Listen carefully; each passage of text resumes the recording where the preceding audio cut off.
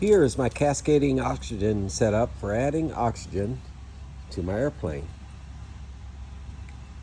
I started with these 125 cubic foot bottles, but I upgraded to the 250 when I found the 125 just don't last very long. Pretty simple setup. Got the cart from Harbor Freight. The cart is rated for that weight. Rolls around no problem.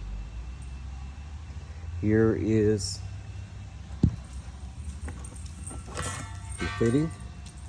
This plugs into your airplane, and you add the oxygen by starting with the lowest pressure tank, and once you've equalized the pressure in your airplane with this tank, you turn that valve, turn that off, and open your next highest tank, and repeat the process for the third tank. And you could have more tanks if you wanted to.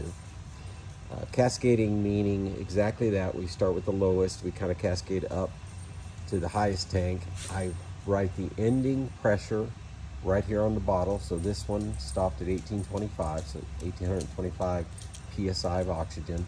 This one's at 1550, that one's at 1250.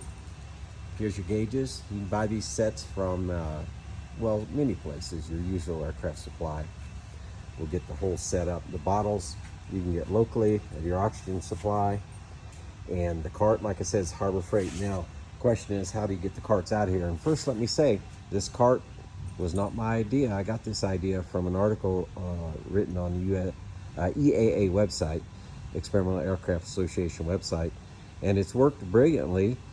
Like I say though, I would use the bigger tanks. The problem becomes, how do you get those tanks out of there? They are pretty heavy. Well, one thing you can do is just pull this top off. It's a few screws and lift it up. That's more work than I wanted to do, so that's what I use this chain hoist for. Got a chain hoist on the ceiling of my hanger here. Screw the cap on the bottle. Use this chain and these hooks to lift the bottle out and replace it. It all works rather well, and I'm able to refill my oxygen at a really significant savings, but more importantly, without having to schlep over to some airport and wait for some lineman or service guy to fill the oxygen. Easy enough.